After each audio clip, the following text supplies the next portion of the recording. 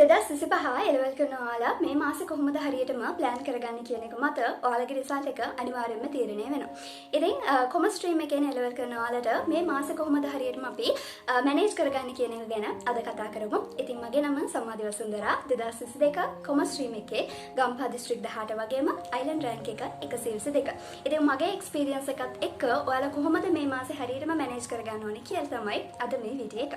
ඉතින් මට වඩා හොඳට ඔයාලා දන්නවා එක්සෑම් එක පටන් ගන්න 10 වෙනිදා සහ ඔයාලා කරන්නේ BS Econ Accounting නම් ඔයාලගේ සබ්ජෙක්ට් තුනම ඉවර වෙනවා 28 වෙනිදා. ඉතින් මේ දවස් ටික අපි හරියටම කල්පනාවෙන් වැඩ කරන්න ඕනේ. මොකද ඔයාලා කොච්චර හොඳට අවුරුදු දෙකක් තිස්සේ ඉගෙන ගත්තත් මේ මාසය ඇතුළත ඔයා මොනවද කරන්නේ එක්සෑම් ටයිම් එකේදී ඔයා කොහොමද එක්සෑම් එකට පර්ෆෝම් කරන්න කියන එක මත තමයි ඔයාලගේ රිසල්ට් එක තීරණය වෙන්නේ. ඉතින් ඔයාලා ටිකක් බය වෙලා ස්ට්‍රෙස් වෙලා මේ දවස් 10ම Econ paper එකටම රෙඩි වුණොත් ඔයාලට පේනවා ඇති Econ first paper එකයි second paper එකයි ඉවර වෙලා BS එකට යද්දී අපිට තියෙන එක දවසක වගේ ටයිම් ගැප් එකක්. ඉතින් BS වගේ සබ්ජෙක්ට් එකක් එක දවසක් ඇතුළත කරගන්න හරිම අමාරුයි. ඒ නිසා අපි මේ දවස් ටික හරියටම මැනේජ් කරගන්න ඕනේ.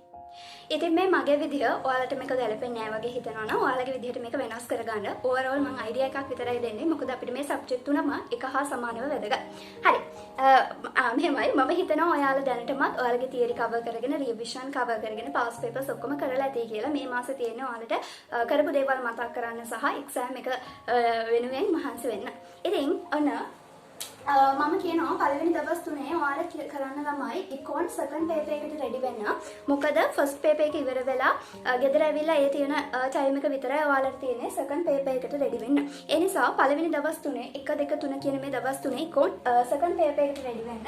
ඒකෙදිත් ඔයාලා තෝරගත්ත ප්‍රශ්න 5ක් හෝ 6ක් ඇති. ඉතින් අනිවාර්යයෙන්ම ඒ කියන්නේ මම කියන්නේ මෙතන MCQ බලන්න කියලා. ඒකට අපි පස්සේ ready වෙනවා. second paper එකට ready වෙන්න. මොකද second paper එකේ අපිට නිශ්චිත structure එකක් තියෙනවා. ප්‍රශ්න 10 හැදෙන්නේ මෙහෙමයි කියලා. ඉතින් ඔයාලා ගෙදර ඉඳලම දැනටමත් තීරණය කළා ඇති මම මේ ප්‍රශ්න 5 තමයි කරන්න කියලා. ඒ නිසා ඔයා ඒ බලා ගන්න ඉන්න ප්‍රශ්න 5 6 මේ දවස් 3 ඇතුළත කරන්න. ඊළඟ දවස් 3 ඔයාලා දාගන්න ළමයි BS first paper එකට. මොකද BS first paper එකට අපිට තියෙන එක දවසක් වගේ කාලයක්. ඔයාලා හොඳටම දන්නවා BS වගේ සබ්ජෙක්ට් එකක් හැම එක දවසක් ඇතුළත කරගන්න අමාරුයි. ටියුට්ස් එනවා ගොඩක් තියෙනවා සහ අපිට තියෙනම පාඩම් කරන්න. ඒ නිසා මේ තියෙන දවස් 3 ඇතුළත first paper එකට ready වෙන්න. මොකද second paper එකට ready වෙන්න අපිට මෙතන දවස් 3ක gap එකක් තියෙන නිසා. ඉතින් first paper එකට ready වෙද්දී ඔය MCQ කොහොමද හරියට කරගන්න ඕනේ සහ හිස්තන් පුරවන ප්‍රශ්න ගොඩක් අයට අමාරුයි. ඒක කොහොමද හරියට කරගන්න ඕනේ සහ අර කෙටි නිශ්චිත පිළිතුරු සපයන කියලා පාර්ට්ස් 3ට රෙඩි වෙන්න.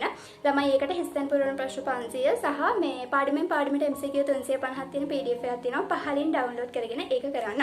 එතකොට ඉතින් ඔයාලට හොඳ රිසල්ට් එකක් ගන්න පුළුවන් වෙයි කියලා මම හිතනවා. ඊට පස්සේ ඔන්න අපිට දවස් 3ක් තියෙනවා Econ first paper එකට රෙඩි වෙන්න. ඉතින් ළමයි මම හිතනවා දවස් 3ක් ඉතින් වගේ කාලයක් හොඳටම ඇති MCQ හැම දෙයක්ම බලන්න වගේ ටියුට්ස් වල තියෙන පාස් පේපර්ස් අවුරුදු 10ක විතර තියෙන MCQ එක දිගට කරන්න MCQ වලට විතරම ફોකස් කරලා වැඩ කරන්න. ඔයාලට දවස් 3ක් හොඳටම තියෙනවා පන්ති මොනවත් නැහැනේ දැන්.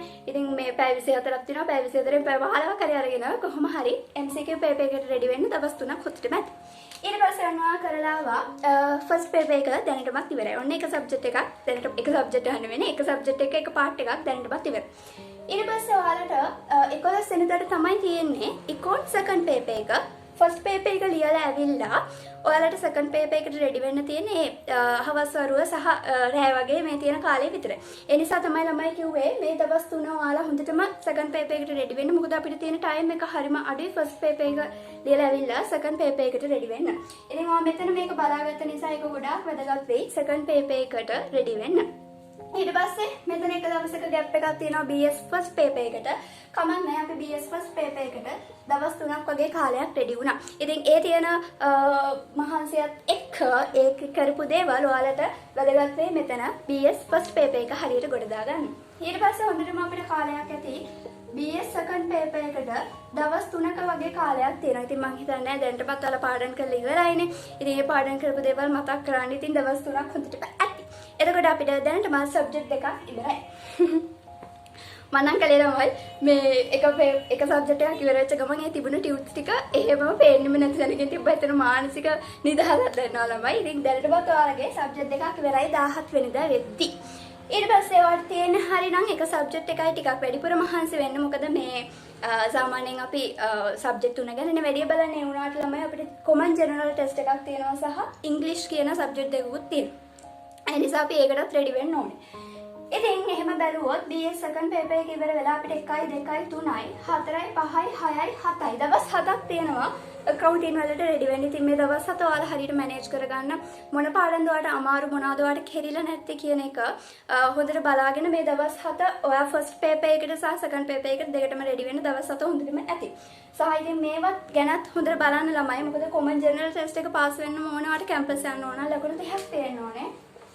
මේ නිසා මේ 21 කියන දවසේ හොඳට මොනවාද වෙච්ච කාලීන සිදුවීම් ඔයාලගේ 2024 අන්තිමට සහ 2025 මේ තියෙන මේ එක්සෑම් එකට කලින් තිබුණ මාසවල වල මොනවාද තිබ්බ සිදුවීම් මොනවාද වෙච්ච සිදුවීම් කියන එක සහ අවුරුදු 5ක විතර පාස් පේපර්ස් ඩවුන්ලෝඩ් කරගෙන කරන්න. එතකොට ඒකත් හරි.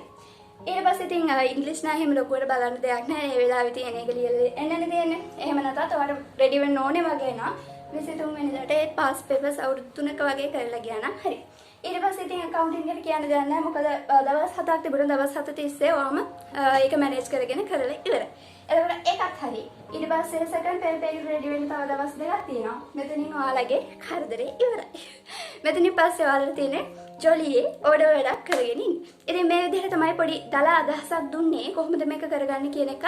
ගොඩක්ම අපිට ස්ට්‍රෙස් සහ හරියටම මැනේජ් කරගන්න තියෙන්නේ මෙන්න මේ දවස් ටික. 13 වෙනිදා වෙනකම්. මොකද BS paper එකට අපිට පොඩි time gap එකක් තමයි තියෙන්නේ. ඒක තමයි හරියටම මැනේජ් කරගන්න ඕනේ.